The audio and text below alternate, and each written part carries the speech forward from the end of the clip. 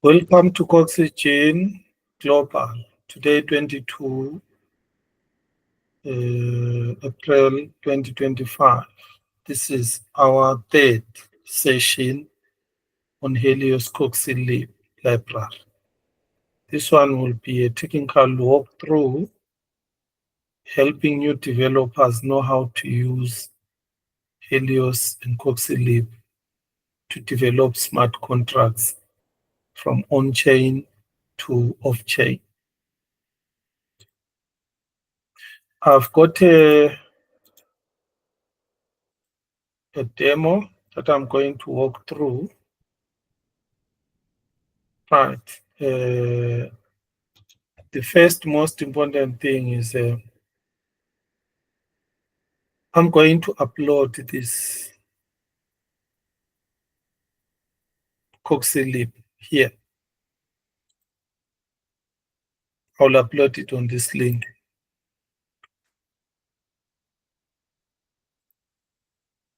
Let me get you the link if you want, but I won't upload it now.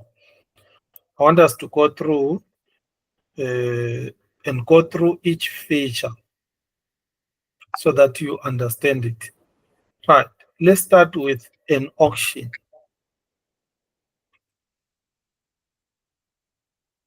I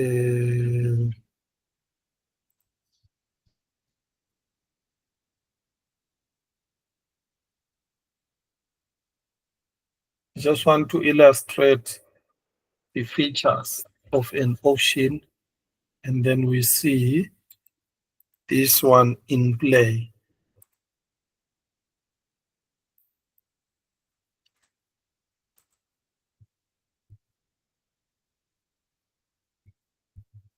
Right, it is opened. Good.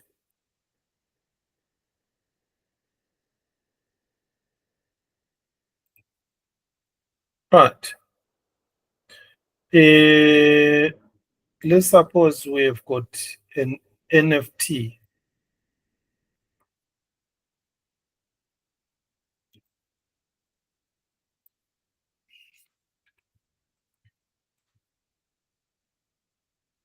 And then we have got different people. Going to start with this one here. Right. This one is going to pay. I'm going to put an arrow. For this NFT,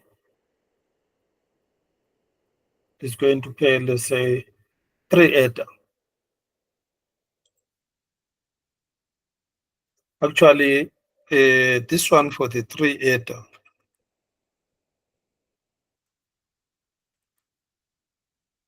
he is the first person who owns the NFT, but wants to auction it.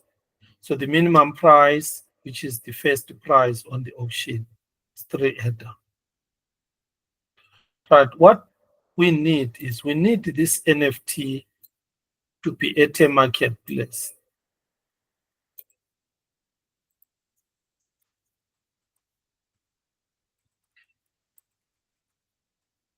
So if it is not at a marketplace, then people won't know. And they won't even know how to bid for it. So the moment it is at a marketplace, then we can have other people. Let me show you the second person. Let me give them names. Right, I'll just give them letters. This one is A. This one is B. And I'm gonna have C. At least 3 people to illustrate the marketplace will be enough. C. A is going to put the NFT for 3 ETH. Then BC must come and bid. So I'll show the bid here.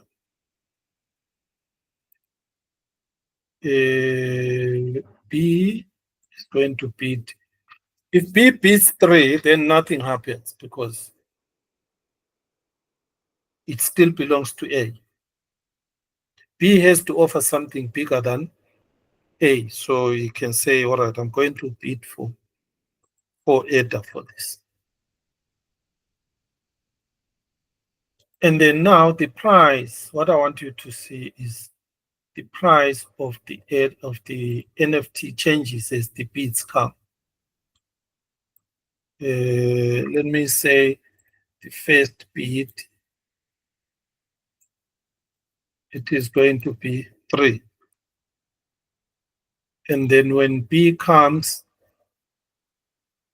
the next price is going to be 4. And then C also is going to bid.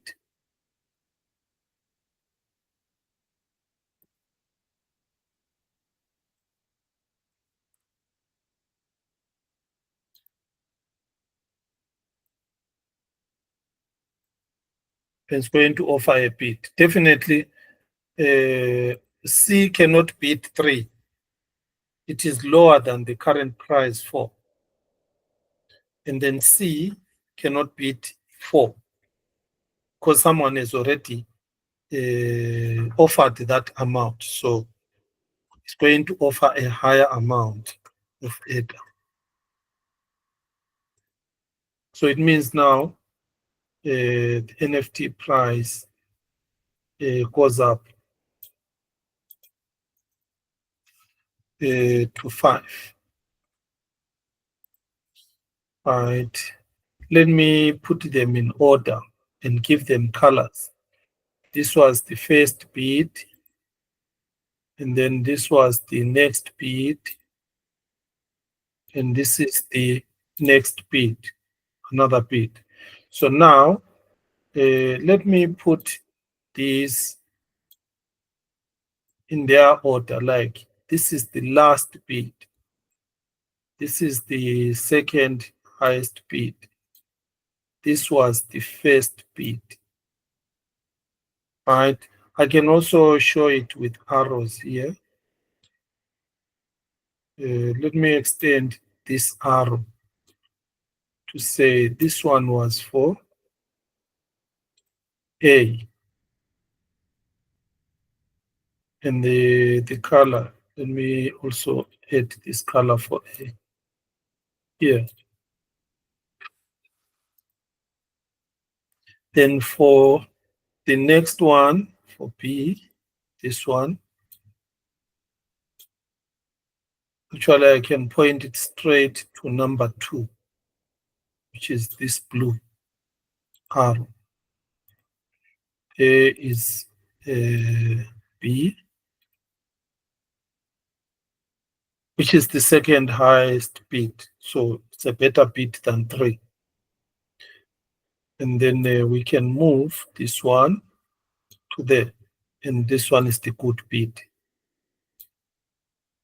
There is something missing with our auction. I don't know if you can guess. What normally is needed on an auction? Or what is missing there on this auction?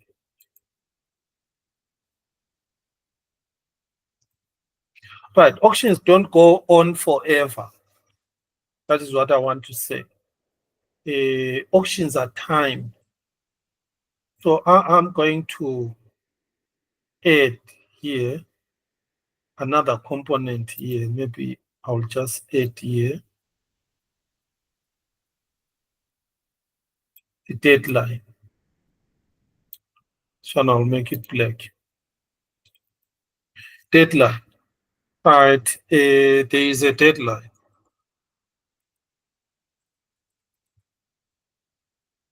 Okay. Now, I'm going to save this.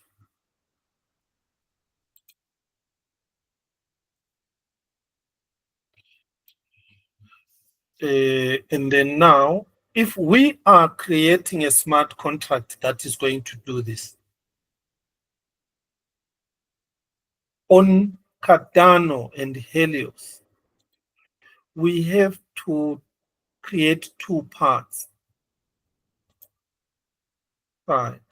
The first part, let me just use this, which is the off-chain part. And then also, this one, which is the on-chain part. Let us start with the off-chain part.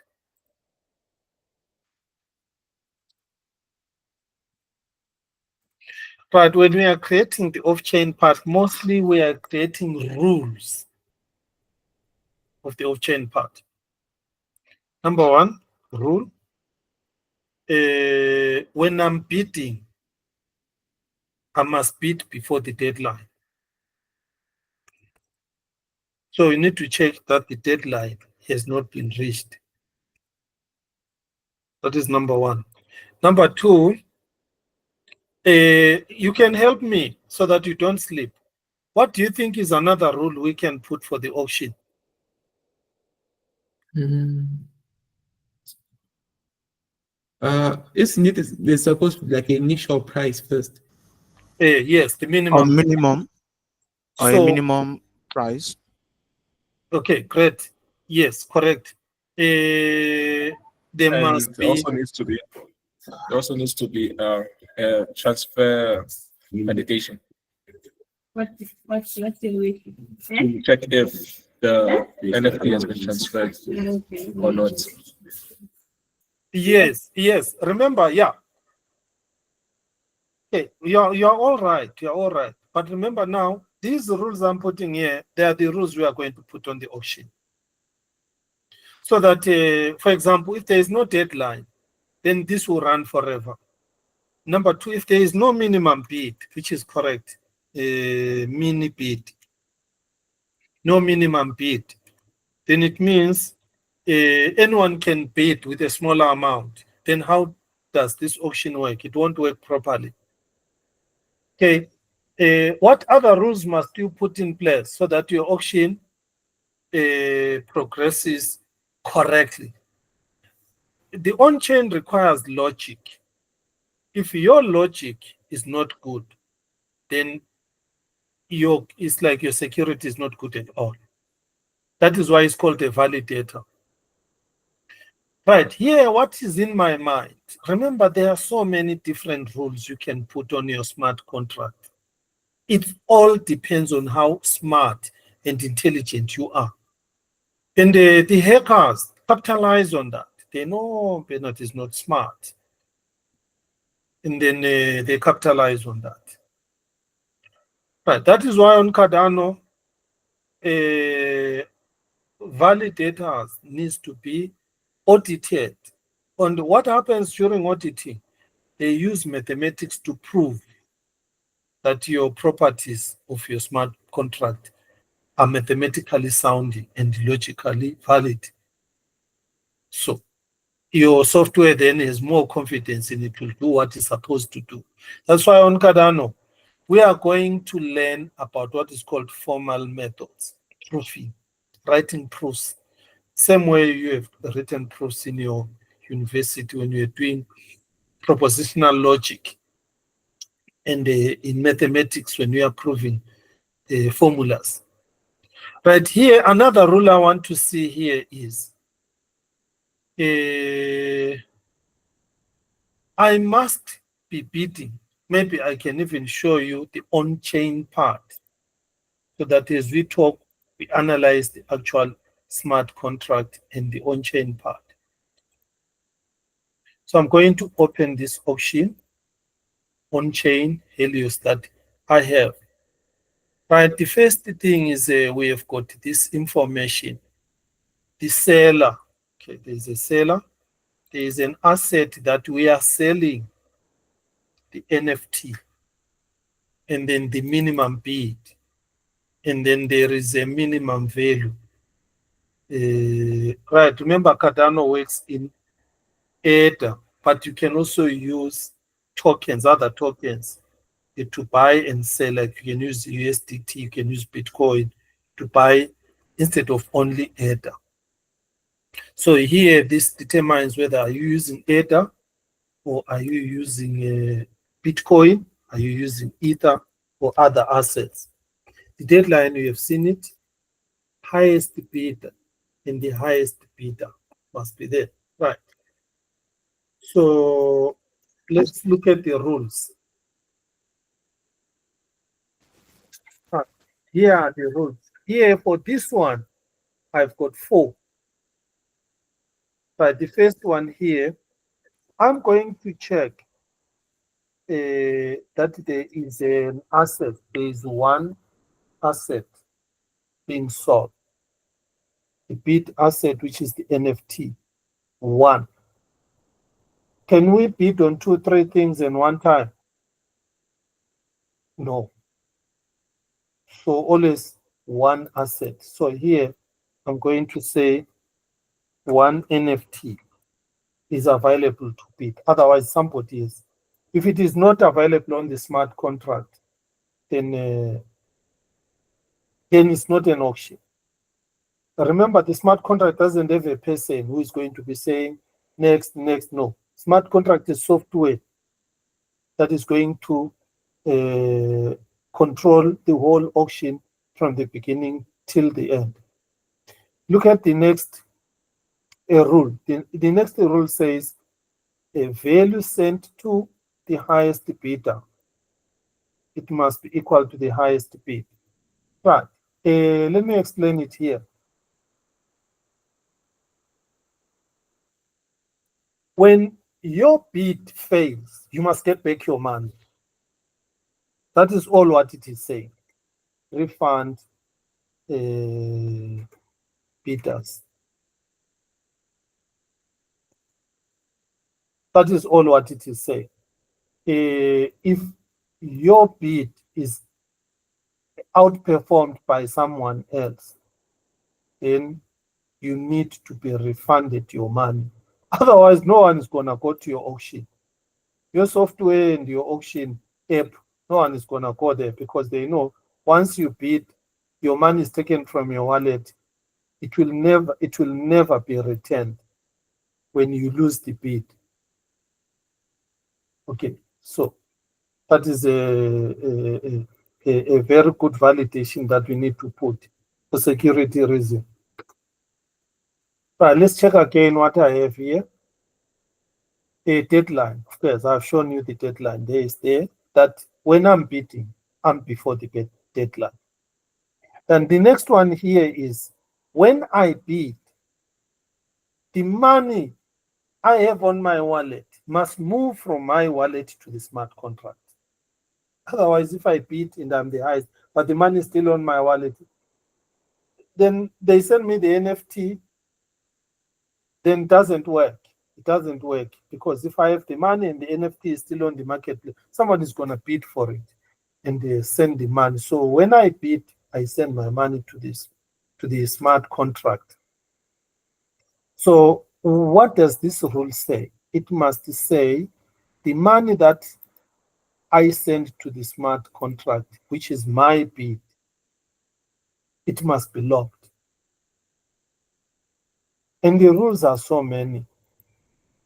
So before the transaction, so log the H bid, highest bid onto smart contract, which is SIP. Okay, that's it. And then, right, in Cardano, when you create this smart contract, these are the rules that I have put for now. Here. Of course, I have got the following rules also. A bid, my bid, must be bigger than the minimum bid. That rule is there. If my bid is smaller than the minimum bid, the transaction fails. The second rule is this one here, that if my bid is less or equal the highest bidder, like 3, then that person who put 3 first is the one who gets the NFT. me who is coming second with another 3, it fails. So if I can show you the failing people, I will just put this one here. It's going to be D. Is going to have a failing bid. Why? Because D is going to bid with a value that is already there. So if I just put it here, it won't even go because it will fail. So let's say this one is going to bid with a 4 header. Do you see? I'm not even, it's not even going to the smart contract because the smart contract had a 4 and the 4 was returned to B when there was a 5. So this one already fails. So I can write here, this one failed. You will know why it has failed. Then let me draw the last arrows, then we go through the code. 3 is the owner maybe who starts the smart contract. He's going to put up 3 header. But because 4 comes with a better price, then what happens? The 3 headers returned back.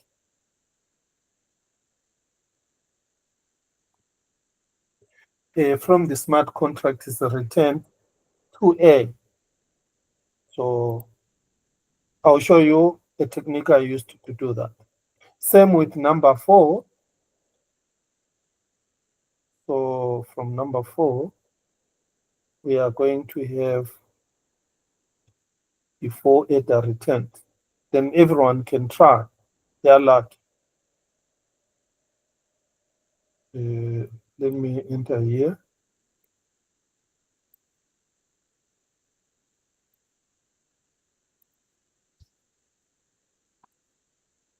There might be some charges, little bit of little fees, transaction fees, of course. But basically, everyone is going to be happy if you get your money back. Your bid fails and you get your money back, you're going to be happy. So definitely, I need one more arrow here. This one. I don't know if you can guess. What is going to be the value of this arrow to C? I don't know if you can follow. Let's suppose the deadline reaches now. What will C get? Will C get 4 header, 3 header, 5 header?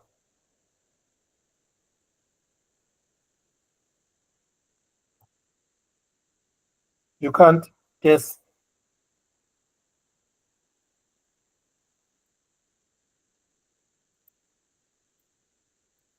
So which means it's difficult. Maybe I thought it was easy, at least. The logic part, you need to get it right, at least to have a demo working.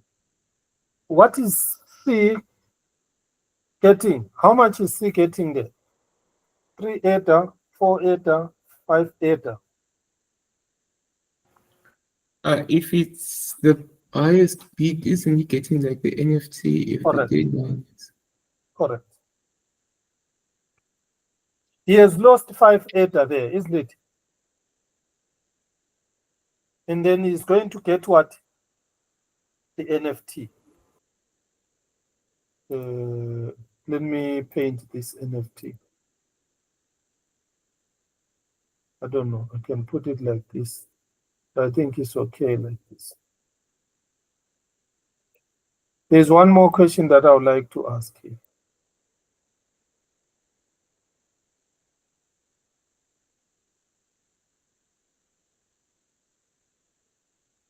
Yeah, there is the NFT.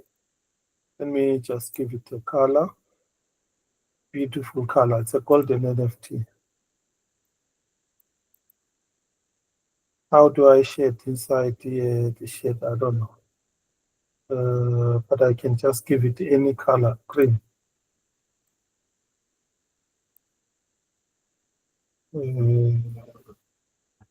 Let me leave it like that. Now let's go to the code so that you, this one was this one here.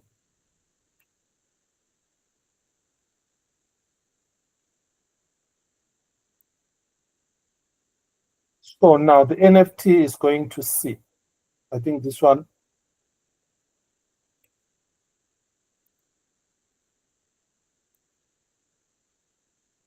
Is it the end of everything?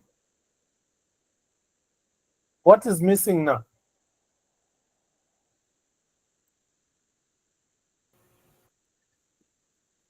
To close the auction. Yes, we are closing the auction now, but what something is still missing.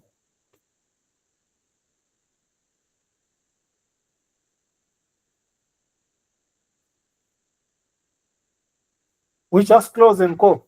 Something is still not okay. Then I'll never join this auction. All right. What is missing here is the highest amount must go to whoever provided the NFT. Who is the one who provided the NFT? It is A. Am I right? Am I No. right? Isn't it A the one who's the bidding? Let me delete this. Let me do this.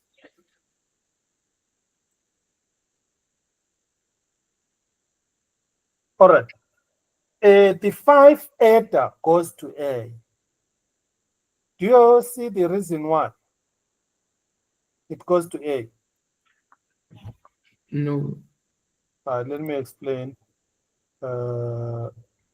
But this one here, I'm going to just group. Which one is the grouping tool here? And horizontal duplicate group. Where is group? Group selection, so that I've got one. Perfect. I'm putting this here. This was just to help us understand the code. This one is not.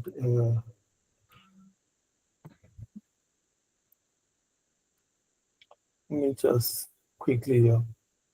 Remember, the A is the person who opened the auction. He or she is the owner of the auction.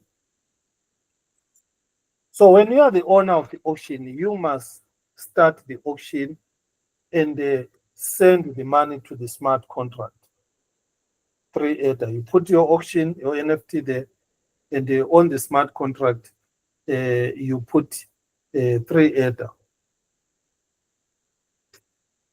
You lock 3 ADA. If the deadline reaches no one, then the smart contract automatically sends all the money to you and the NFT if there is no any other bidder, but you are the only bidder. Then you don't lose. But if there is a second bidder, then it means you get your 3 ADA back, but NFT remains locked. Then the second bidder is the one when the bidder, the NFT, what do you call it, the auction ends, the highest bidder is the one who's going to get the NFT. NFT and the money only goes back to the first person if there is no any other bidder. Unless the A again becomes a higher bidder later on, A can say, all right, he bids again. Then A can send 6 ADA to the smart contract. Then A now becomes the highest bidder. Then C won't get the NFT. Israel, over to you. So the NFT will go back to the person who's selling it. Come again. Will the NFT go back to the person who is selling it when the deadline is not met? If person number 3 does not bet, If the deadline is not met. remember the deadline, the marketplace starts at a certain, like today, it will end on Friday.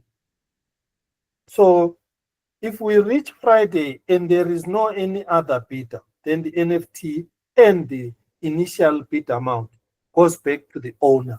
Who is the owner? Who is the owner?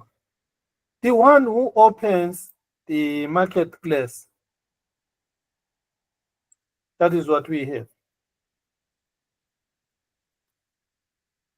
All right. Let's go into the code of the on-chain part. And when we come to the off-chain part, we are going to write about the on-chain part. So let me switch to the on-chain part. I have shown you it is very small. You only create this datum. And then you create the actions for closing and for bidding. We only close, the close is only called. There are rules for the close. Then I leave it up to you to look at when does it close. Of course, when the deadline is reached. We cannot close before the deadline because you don't know, last hour somebody can come and offer a bigger price. So there are two, what do you call it, data structures there, datum and the redeemer. Forget about these helper functions. These are for just logging so that we know what is happening. Without this logging, JLog, Jimba logs, you will have a problem of seeing the execution on chain. Here is the main function. Basically, there are three things. It is the main function, and then the redeemer, and the datum. What I want you to see about the main function, it has got three parameters. The script context, it is the redeemer, it is the datum. But let me go inside here. Right, this is information about the whole transactions that is taking place. Script context. Then here, time starts. Then time is determined by the datum there. We declared to say deadline. So the moment the first transaction is done, the deadline is already there on the smart contract. The smart contract must have an address, but on chain, the smart contract has got what we call that address on chain is binary format, not in a text format. The text format is page 32. That is why I did that Helios session first. Now you will understand this validator hash because you saw me creating that validator hash. So this validator hash now is of the current. But the most important thing about a validator and the smart contract is the action, like close and then bid. In this case, this is the close. I'm not going to go through the rules for closing. We close if the deadline is reached. Apart from that, what else do you do? If the highest bid is less than the minimum bid, you in this case, we don't allow it where the highest is less than the minimum bid. It immediately checks this part, but it won't come to a close here. Then the bid. This is what keeps on happening, bid after bid, bid after bid. You come in like number D, come in and bid, but your bid is less than the highest bid, you fail. If you come in and bid and your bid is less than the minimum bid, immediately it fails. And then most people are going to be here where the bid is the correct bid, it is above the minimum bid, it is above the previous highest bid. Then these rules are what is going to happen until a deadline is reached. That is the on-chain part. Right. So how does the off-chain part work now? Let's go to the off-chain part. I've got let me start from the top so that you see from the top. Right, from the top we have got this one here. We import the Helios mini, that one, the one that is smaller. And then we import the Coxylib functions. We are not using all of them. So in this case, we are going to get rid of the ones that we are not going to use. Then here we import the Jimba. This one is the one that shows us this. It traces and also checks and tests some of our variables. That one is very important. So if you have never created a Coxylib before, that's exactly what you need to do. We do use jQuery for a small thing, and then the rest is CSS. Right, here maybe I can just change this to Coxylib option.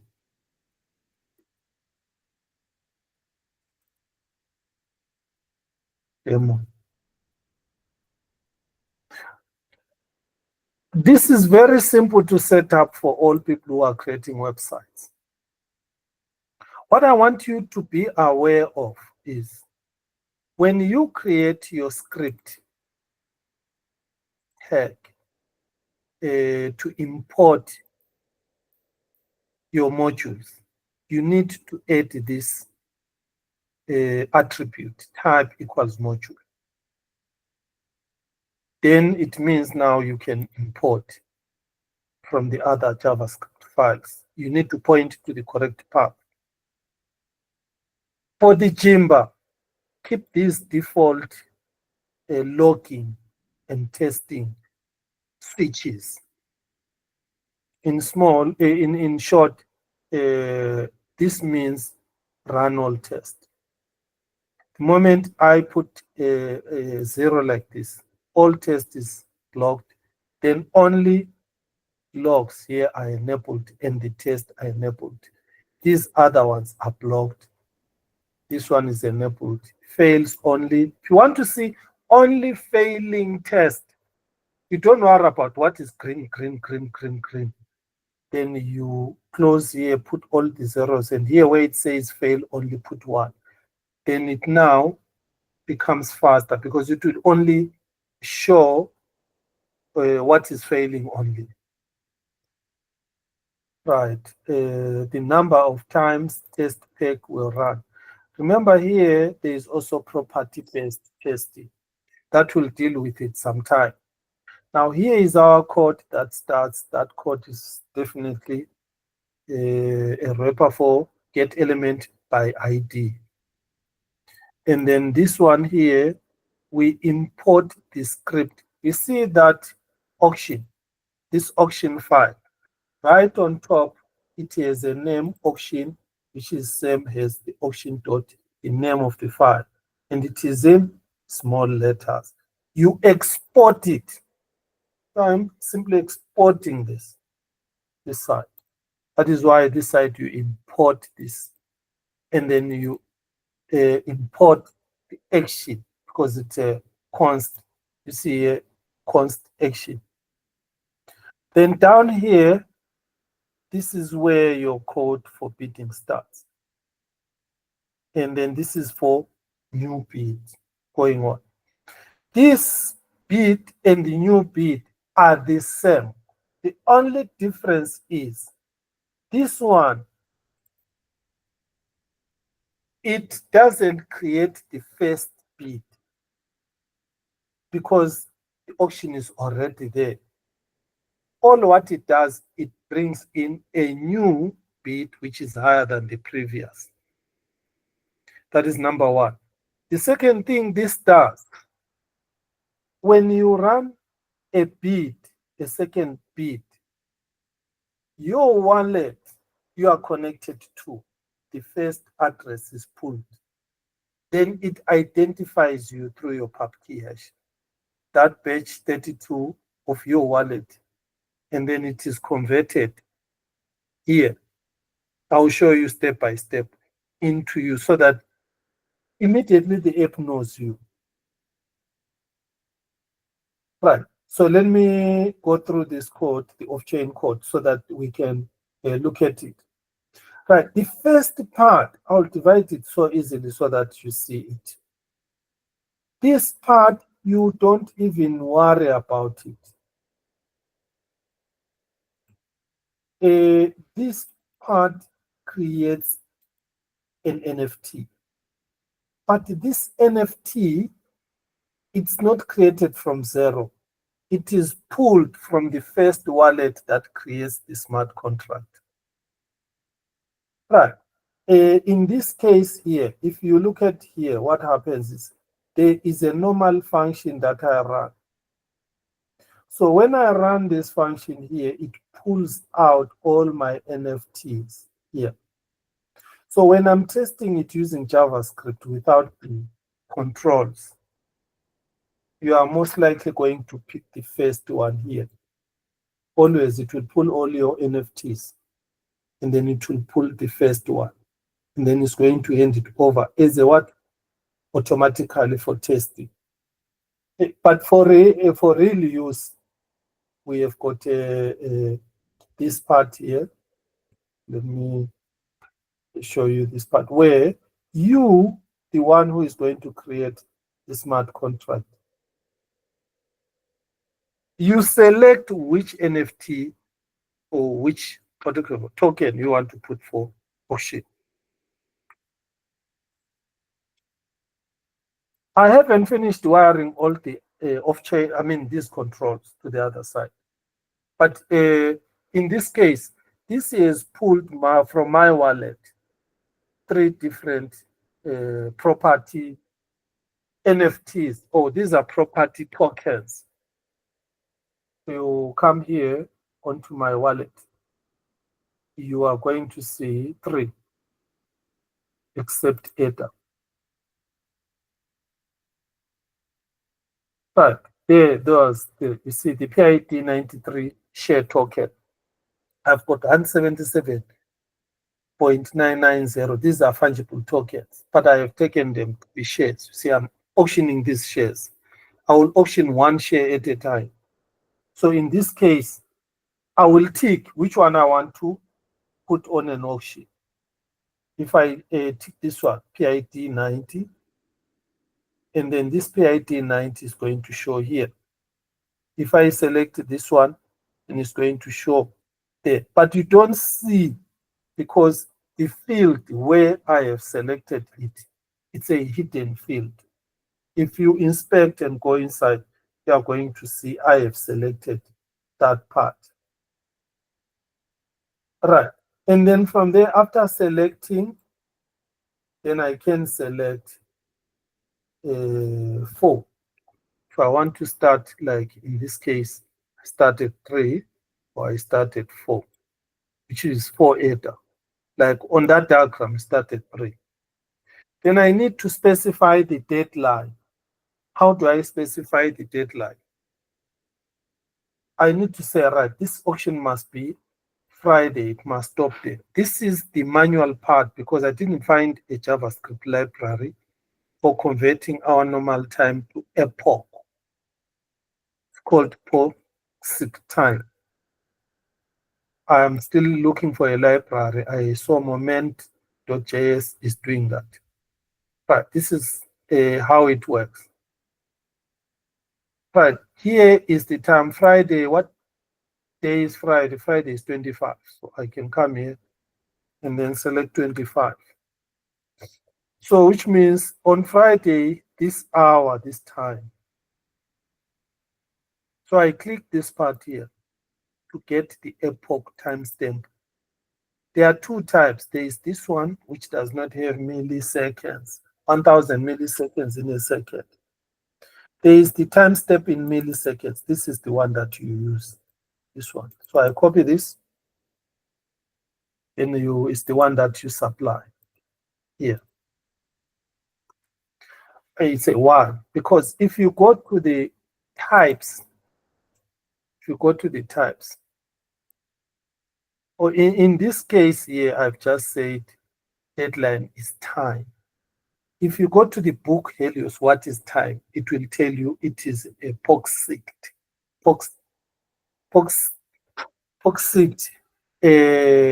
data type, which is in what I have shown you here. This. So for us from this side, we can send it to the on-chain and then as a big int. And then it will be converted on site. But I hard-coded it here so that at least this runs. You can see I just hard-coded it here. So I can change it here and put this one for Friday, which means the auction will run till Friday. Right, I've also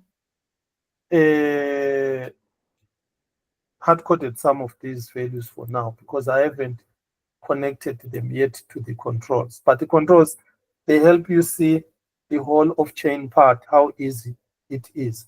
This is for one person who's going to start auction. Then when I click here, start the auction, and then it will run through. The moment you see this running, then you must know the off-chain transaction steps are all built correctly.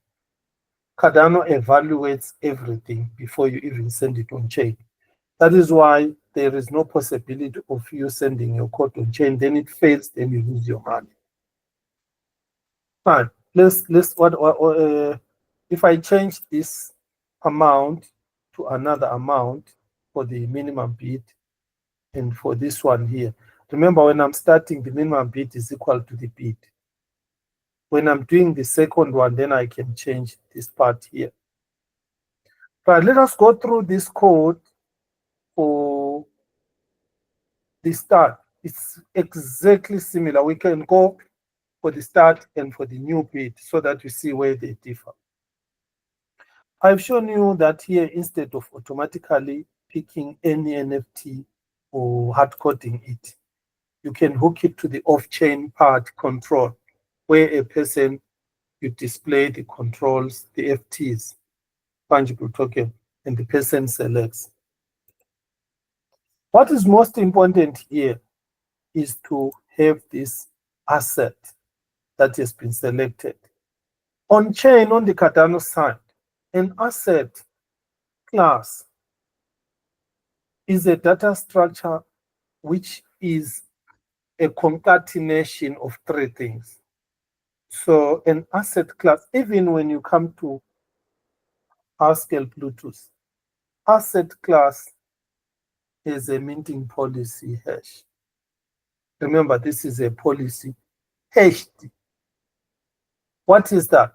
When you go to your wallet and then you click any token that you have, whether this one, you're going to see policy. That is the MPH. This MPH, there it is. It is in a hex format. That is the one that we call it policy, the MPH. And then the name, that is the name that you see there, PID93 share FT. Then we've got the quantity, of course, the total number of these that you see here. This one has got only one. This one is an NFT. One FT is NFT. More than one FT is FT. It's no longer NFT. Right. Then this asset class combines this. You see the dot is another part of the asset class. So you take the MP, the policy, you concatenate it with a dot, and then with a token name hex. Here, don't confuse. You saw that token name PID. But that PID, when you are sending it on chain, you don't send it as text. You need to convert it to hexadecimal format. That is where that tool comes into play. But here, remember, this uses that tool. When you need to supply the token name as a hex yourself, and you can use that CLI tool to do that. But here, this Helios does it for you. Automatically, when this name comes here, it is in a hex format. That is why when you inspect this part, let me just open one of these on-chain part. You are going to see the name is in form of a hex. I'll just open this one here.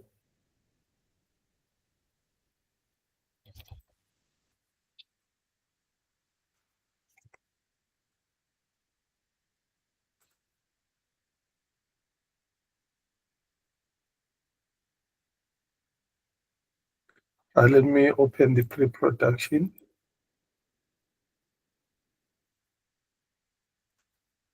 But this is a transaction that I just want to use to illustrate what I mean. So let's open, here is a smart contract with a data pool in line. You're going to see it on the other side. I want to show you that the name of your token, I can see the name of the token there, here. Let me click on it. When I click on it here, and then when I come to look at the metadata, you are going to see it as a hex. Am I right here? You are going to see it as a hex. Click this. You see, there is the policy. There is the policy. And then where is the name? This is the name. Right, 55. Sorry, this is the policy. Right, this is the asset class. Right, this is the encoded name. This is the one that I was telling you. Sorry, this is the policy. And then I want to show you the actual name, this one, in a hexa decimal. Why is it I'm not seeing it? Right, let me go to the transaction. Where is the UTXO? Trade Protection CS Explorer.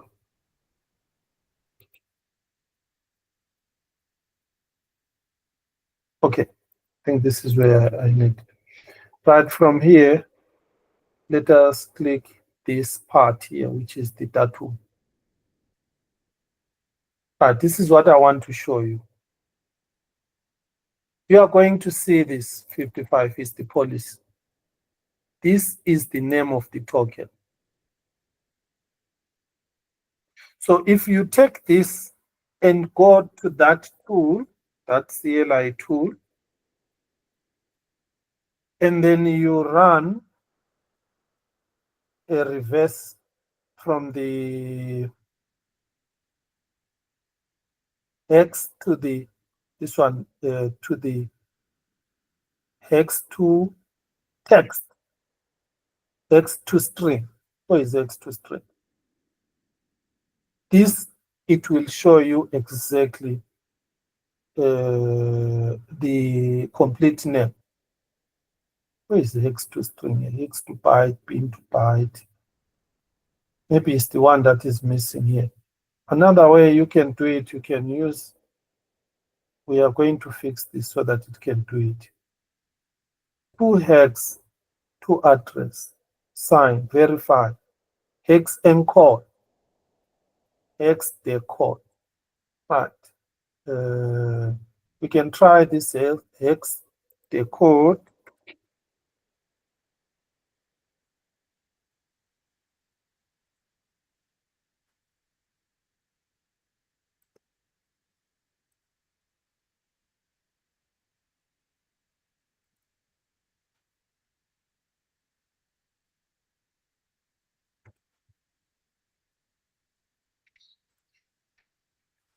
Yeah, right. Let me show you. I think you can see my screen. So it is put down. Right. Right, there it is.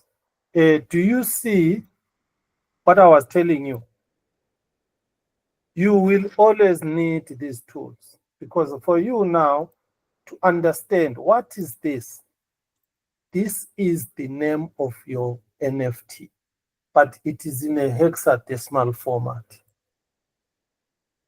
For you to really, from here on the datum, to really understand what you see here, you need to convert it to the readable format. You decode it. And which tools do you use to decode it? This is the tool that I've shown you. There it is showing you SPID 93 share FT. So let me go back to this part here. Right. This part here creates an asset, what we call assets. Now, the assets, you need to know assets in Helios. They are different from asset class. I used to make an error here. I used to say asset. No, it's not asset. The class is assets, then S. And then how does it differ from an asset class? It is an asset class. It is a collection of asset classes with their quantities. That is the difference. So here you will see there is an MPH, the minting policy, combined with the token name hex. Now you'll understand why I put hex. It's not token name. And then quantity. Then this is an asset class. This is assets. Right. And then now let's come to value. Right. Value in Cardano. Let me just show you on this side here. If we go back to our UTXO here. Under UTXO here, you are going to see here we've got Loveless. Then we have got assets. Assets. Right, you see here there is a plus. Here there is one. There is 3 assets. There is 3 header and 3 assets here. If you click here, you will see 3 NFTs. This one is 1, this one is 1. So what I want to show you is this part which has got Loveless and assets, which are NFTs or fungible tokens, is called value. So in Helios, value is a data structure which is a composite of Loveless and assets. I always show it nicely and clearly using this Jimba. So if I come here to Jimba and I select, let's say UTXO, I'll open one UTXO, I'll take number 1. Then when I open one of it, I can open this one. Then here under TX input, this UTXO is an input. I will go straight to value part. When you open value part, then you are going to see the assets and the Loveless. So you see this is the Loveless part, that one I was showing you. And then this is the collection of assets. And then if you open here, these assets, you can see here we have got empty assets. So this one is a value with no assets, but only Loveless. We can check the 0, the first one here, if it has got really assets. Let me open here. Yes, you see this one. This value has 3 assets, 3 NFTs or fungible tokens. There are 3 of them. You can see there. Remember, each asset has a name. It has a, what to call it, asset, and it has got a quantity of 1. You can open to check each one, 3 of them. But you can see on this collection here, you can see there it is the minting policy. That is the minting policy of the asset. Then what about this one? One has got two elements again. What are those two? The first one, you can see there, it is the quantity. There is the quantity. What is this one here? This one here, it is the token name in a binary format. This one is 14 bytes. It is in a binary format. But then if you open the hex part, this is what you get. Now, if you take this and you go to that tool that I showed you here, this one here, this is this actual name. Right. What am I teaching you here? How to use this different combination of tools to build up correct smart contract and to understand them when you are given the source code or when you are debugging. So here I have shown you that on the on-chain part, things are not in a text format. They are in a binary hexadecimal format. I've explained this part. Let me carry on very quickly. So here, the most important part is the data structure value. The first data structure that I taught you is asset class. The second one I taught you is assets. Then the next one is value. On Helios Coxylib, on the Helios library itself, these are classes. That is why here we are instantiating them using new. Right. Here is the next one here. This part here, it's a wrapper. All what this does, this is going to collect all the UTXOs from your wallet address. There will be an array of these UTXOs. But I've shown you these UTXOs using this one here. This one here. You see, I've got 4 of them. 1, 2, 3, 4, 5. Here is another data structure that I want you to write down. Please, I repeat this because this makes sense. Number one, I have given you the data structure asset class with a capital S. This is for Helios, asset class. Write it down. The second one is assets. The next one is value. These are data structures. You are going to see them in Haskell in Bluetooth. They will also have capital letters. They have same names. They have the same contents, but that one is Haskell. This one is JavaScript. This one that I'm showing you now is UTXO. UTXO. Everything capital letter. Now, what I want you to note about UTXO, it has got 3 parts. First one, it has got a transaction hash, which is an ID. This is what you see on the first column here. This one. That is the transaction ID that you normally see. It is with this transaction ID that you can always locate this UTXO. Right. So that is the first part. The second part, it has the index.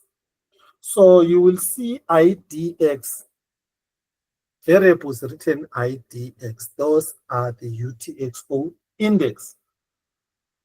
And then lastly, it has got the assets. We call it assets. These assets are composed of loveless and assets. It's a mapping of them. That is why you can have 1,000 tokens.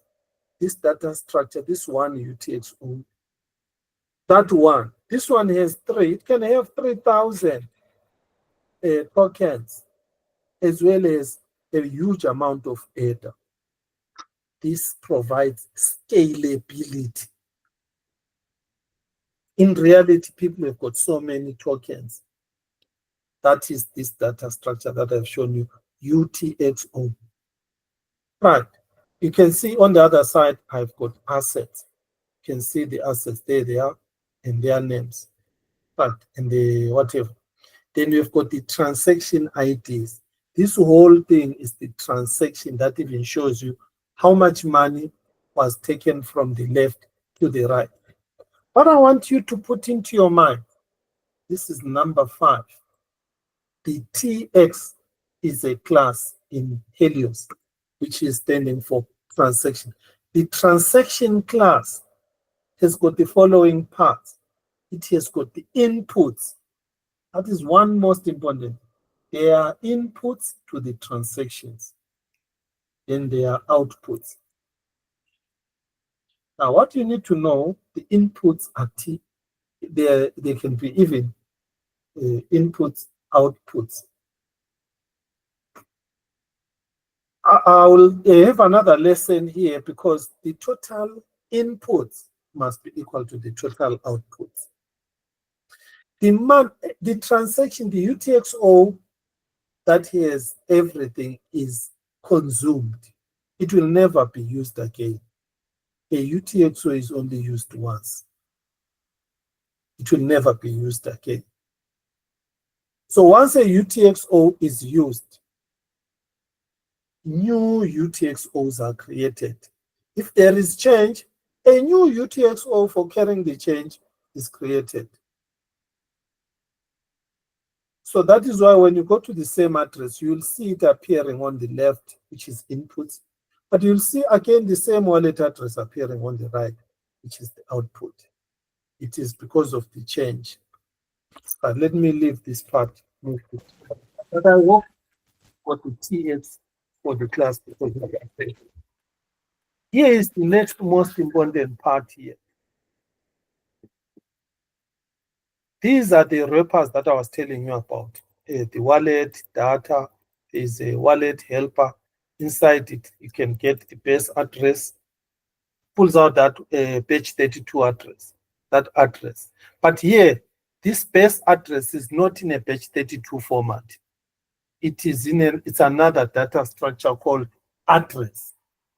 You can write that address with a capital A. Right, you can go and inspect what is inside address. So by you see the structure of an address. Because if you don't see the actual structure of a Helios address, you might be thinking it's a string, like what you saw. That is what made me go wrong. So let me show you the structure of an address here. You can go here, go to base address, wallet address. There it is. I will open this one, base address. From the time you open this one, Jimba shows you. Address with a capital A is a data structure that holds binary type. The address is of a binary type.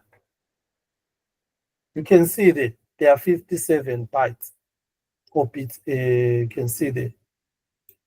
There it is, array 57 bytes. There it is.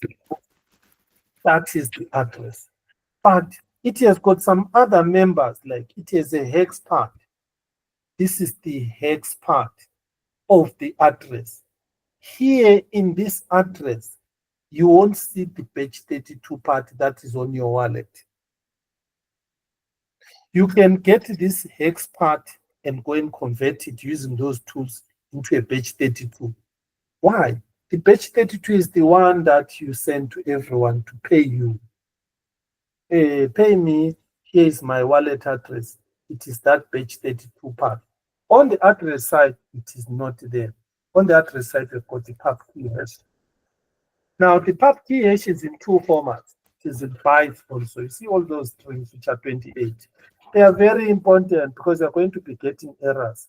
That I was expecting 28 bytes, but now I got 29. Then it means it is not a base address. Right. So there is also a hex part of this. You can use the hex part to get the batch 32 part, or you can even convert straight from the pub key hash into the batch 32, because the batch 32 is the one that is human readable. It's the one that we are using left and right. But on the off-chain part, this tool pulls this for you. You only need to specify here base address, change address. Then you have got your addresses here, but they're in a binary format. Then the next step here, you convert them into pub key hash. Remember that CLI2 for converting. So when you convert it here, you call this function dot pub key hash. So the address class in Helios has a function called pub key hash, which converts that whole address into a hash. Right, you can check how is the pub key hash different. I showed you the other side. And even is the total number of strings that are there. You can see it. All right. Then to convert it to hex, there's a function called hex. So all this is automated for you. Right. On this line here, here is another structure which you can use called program.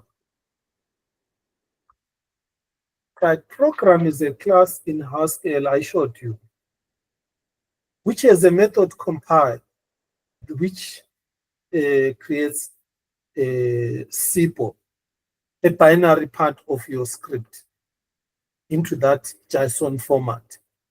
It is this program which has got the compile part. What is this false for? The false is show those, what do you call it, logs.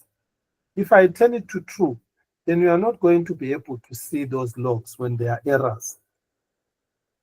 I think I need you to see those errors, because this part here is the one that I put, the J logs, timber logs. That helps us step through the logic of your on-chain execution so that you see where it fails. But let me quickly finish this one. I'm not going to go through the n bit, because the n bit is equal to the bit with the where is it different? The n bit, the auction is already there, so it's not creating a new auction. The n bit is aware the auction is there. It is aware the last highest bid. So immediately it picks up from there and it takes your new bid and compares. The moment your new bid is either smaller, then it discards your transaction. The moment your new bid is higher, then all what it does, it updates the bid with your also your bidder pub key hash. And the most important thing that I want you to write down is you on the blockchain, you are identified by your wallet pub key hash. You write pub key hash, pub key hash is in capital letter because it's a class. It has got its own method. And then also write validator hash. Validator hash. Validator is for the script. Validator hash. It is the hash validator batch 32. But this part you will see it in happening now. I've got a validator, this one which is compiled. Now this allows us, you see here, this part here allows us to bring scripts compiled in Haskell Bluetooth, compiled in ICANN, BlueTX, in other languages, straight here. And you pick that file here, it's already compiled. Once you pick it up here, you can immediately compute its validator hash. You can immediately give it the datum, the redeemer, and then you can immediately send it to on-chain.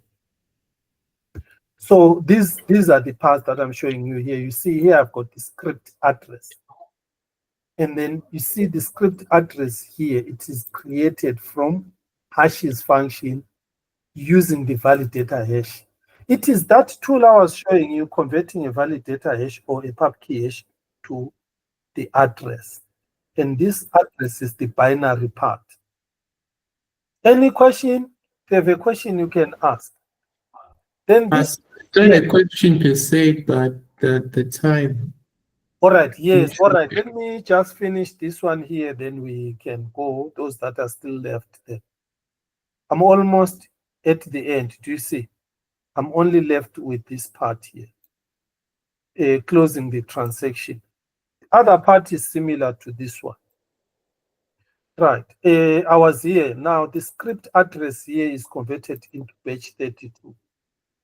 So another thing that you can write here is batch 32. Where now the script address is it's a validator, it's in a readable human way. You can take this batch 32 script address, send it to anyone to send ADA or whatever tokens. You'll be locking them. It accepts it. Right, I'm going to skip this part because it is just storing that information. Here, the other part here that is most important is the datum. Because that datum carries the information that is needed by the datum structure that we created on chain, which is this track here, structure, this one here.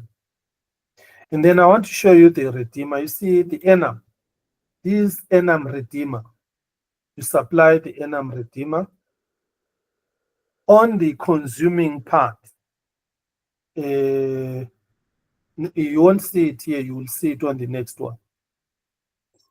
The other most important part is here, the datum we are supplying to the transaction is going to be in line. This is why we are using this function of the datum called inline. Then we create the last part, which is the transaction. It is this transaction that is going to be permitted to run or denied to run by the validator. You create it by instantiating that class I told you to write, which is the TX. This is on the Helios side. Right. Before you instantiate this, you need to create your output, your transaction output, which is going to target where is this output going to be? Is it going to be on an address or on a script address? In this case, I'm going to send it to the script address. What am I sending there? Told you, I'm sending this value.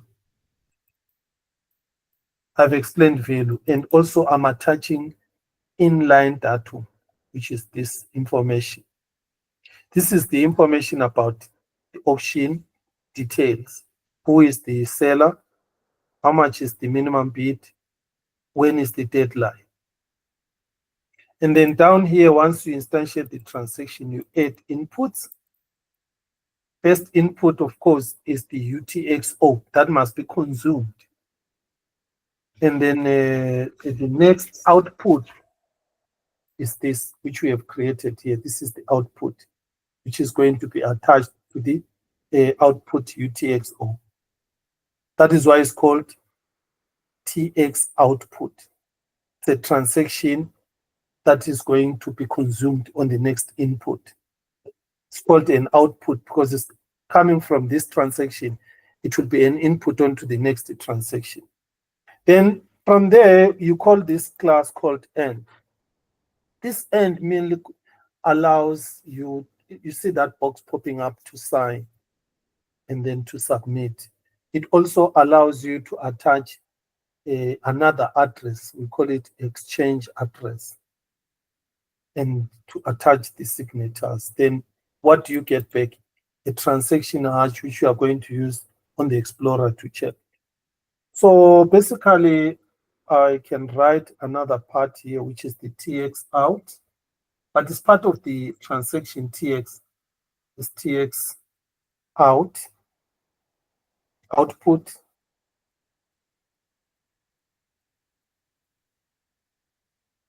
Right. And then that's it. Any question from your side there? And here I simply save.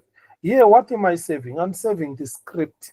Remember, when this thing runs, it will compute the script address and the script validator hash.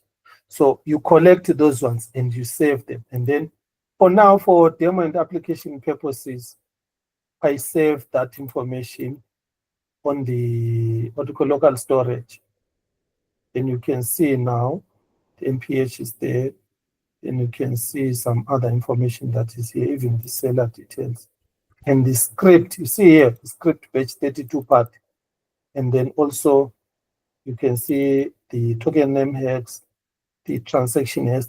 Now, even when this is run, this part you need to keep on your applications, either save it to the database so that the auction people who from other applications, they use this transaction hash to discover this transaction that has been sent to the blockchain via this part here. Okay, I think let me stop here. I've explained a little bit in detail for the benefit of those that are not here. So let me show you the new bit. These are the increment next bits that are coming, like I showed you on this here. The bit for B, for C, for D. But it's exactly the same. You are going to retrieve your information, this one. See, you have it here, and then you have your assets, you have your asset class. This part is exactly the same. You are going to attach the script, and then you are going to compile it again here. Why? Because once the script changes, then it's another script altogether, then you lose everything. So that is why you can't change the script once it has been deployed. Right, then I can come here, we compute the difference from the off-chain. The moment your bit is lower than that one, then we are thrown back. From the off-chain part, I'm just checking. But remember, people can bypass the off-chain part with some other methods and get to the on-chain part. That is why on the on-chain part, you got those validator rows that still are going to check that your new bit is greater than the previous highest bit. The most important part that I want you to see here is creating the transaction outputs. The first here, the input. Remember here now, the input, we've got the input. And then here, we've got the attached script. The compiled script is attached. And then here, you've got your UTXO. This one is for transaction fees and for change addresses or so. And then here you've got the transaction output script. So here there are two outputs that I have created, one for the bidder, to give the bidder his money if the transaction goes through, because the previous bidder is no longer the highest bidder. I am the highest bidder. If I'm not the highest bidder, then I'm kicked out. Then here it computes the time, valid from till. And then here add signer. On the signer part, look, pub key hash of from my wallet. And then this end, it will then submit the transaction. This is why when we run this and we click this part here, the moment you see this coming out, it has got all the information that I have shown you. And from here, you can sign and submit to the blockchain. All right, let me stop here. I've taken this too deep. This is the auction, on-chain and off-chain part. Any questions from those that are here? Dylan? No other question. No So very tired. No question. Yeah. No question, Xavier? sir. On your part, any comment from your part? For now, no question for now, sir. No question. I see we have Israel. And then Rito, are you on No that? questions, sir. No questions. All right. Before I disconnect, whatever, evaluate for me where we are with this smart contract development. Help me endorse. Remember this video, we are going also to share it out. What do you see as the most advantages and the way forward? Or if you see another area where can we improve more? Because that is also very important. You mustn't just think everything is okay. Then we are not thinking enough. You are training a lot of students. Each one of you has about 7+ students. So here I'm looking at 35 different students, if my maths is correct. Not 35, 28, because we are 4. And I see Xavier is about 13. So where are we leading them to? We are leading them to that ability to code Cardano smart contract for any company anywhere in the world using Helios, using Haskell. Your understanding of what I explained today, the asset class, the assets, the value, the UTXO, the TX, the transaction, address, program, the hashes, public hash, validator hash, the address is like the page 32, datum. It is going to make life easy on the Haskell part.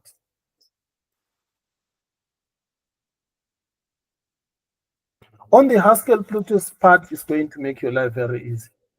You will only be maybe battling with the Haskell syntax. But the understanding of the structures, the classes, the data structures is going to be easier and quicker. We can even use this somehow as an introduction into some data structures of Bluetooth.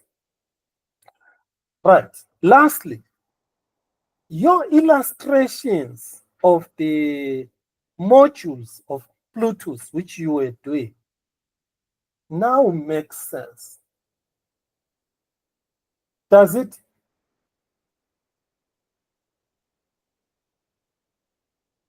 But if it doesn't, maybe you are very tired. Remember the inputs, the outputs. Remember when you are declaring the data and the type classes. Remember when I was saying the processing part, this processing part, pay more attention to it. Now, if at the moment you are too tired, leave it. Go back. Look at those diagrams. Go back. Look at the Bluetooth hardware. You are going to see value is a module. TX is a module. You are going to see what I'm telling you now. They are there. All right. Thanks a lot. Any feedback, comment from your side? This is what I need from you. Now your task is to take this auction. I will upload it for you. And then you complete building it up. Right, I have it here. I haven't finished it, but it's a matter of adding those controls and linking them to the JavaScript code instead of hard coding things here for people to use them.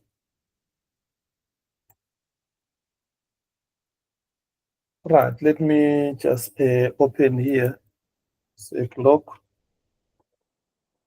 so that you can see the two parts. When this thing runs for the first time, it will run and pull out this thing. But the moment it is running for the second time, because it has a script address, it is not going to show the top one, it's going to show the top. How you do it, it's up to you. How you create your different interfaces for users to use is up to you. But this is what I will give it to you. I will only know I am a successful trainer with you only by looking at what you will produce. If you fail to produce anything, it will be an indicator to me to say maybe still there was lack of practice, still there was something still missing. However, if you still have a problem, you can on your own discuss, help each other. There are a lot of students coming. Colleges are applying now. They are coming. And you will be in the forefront handling them.